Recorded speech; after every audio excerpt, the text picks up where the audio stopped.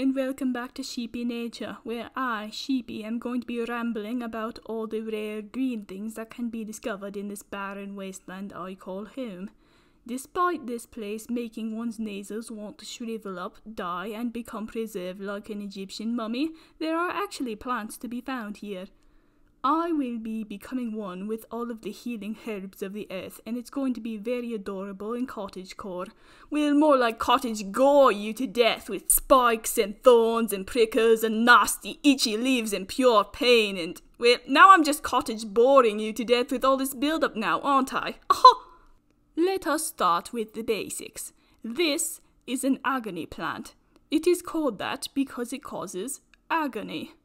It looks innocent and pure, but if you so much as brush up against its leaves, it will leave you with a burning sensation, much like if someone had really short, needle hair. Was also metal and on fire, and you had to slap it, and then I dragged your hand through an anthill. Don't touch it, and when you do, leave my name out of it. In these plains, we have a wide variety of shrubbery, which are pathetic little plants that are slightly bigger than this brown stuff we call grass. How dare you begin to approach my eye level? For the sake of pity, we shall be calling them trees. They're just doing their best. There aren't many different kinds of shrubberies, so we just have a little rhyme to help you remember which are which. Hello, says the juniper. Good day, says the oak.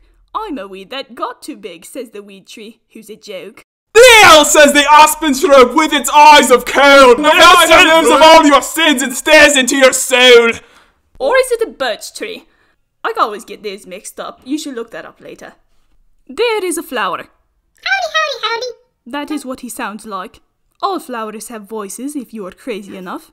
Oh, the pH in my soil has dropped by a single degree. I think I shall perish now. Frick yeah, concrete! Another plant that causes pain is the Ichiban Tree. If you crush up one of their spiky orbs and shove it into somebody's bare skin, it will cause unbearable itching, and it is so hard to remove. It really is an excellent form of revenge for any occasion. Don't worry about ripping off the plant's balls. I'm an adult. It doesn't feel pain, so you have no guilt. Scientists actually speculate that plants used to be able to make noise in the ancient days, though. I like that thought. The plants used to be able to scream for help as you tore them to pieces, but over time they just forgot how. Kind of like me.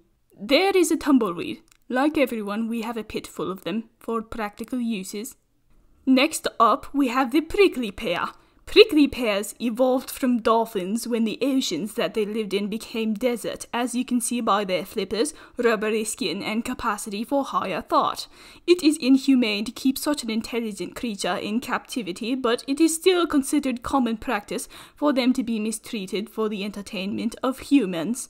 It is only a matter of time before they rise up against us, and you should be extra nice to every prickly pear you see in preparation for when they take over the world.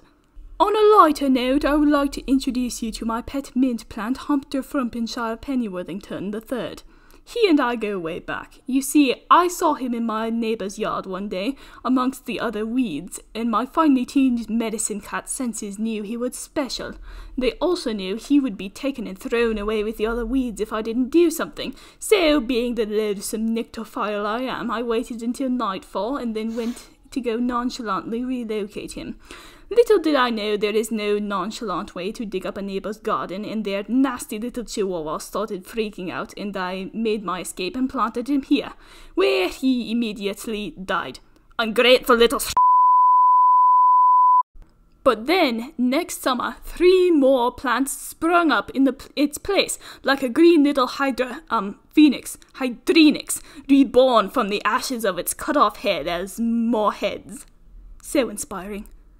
Thus concludes Nature Time with Sheepie. Be careful about the secrets you have learned in this episode, or my face will be the last thing you see as I strangle you with my daisy chain.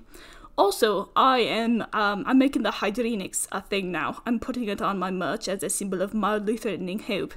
I made it cute and metal as heck. This has been a Sheepie Nature documentary.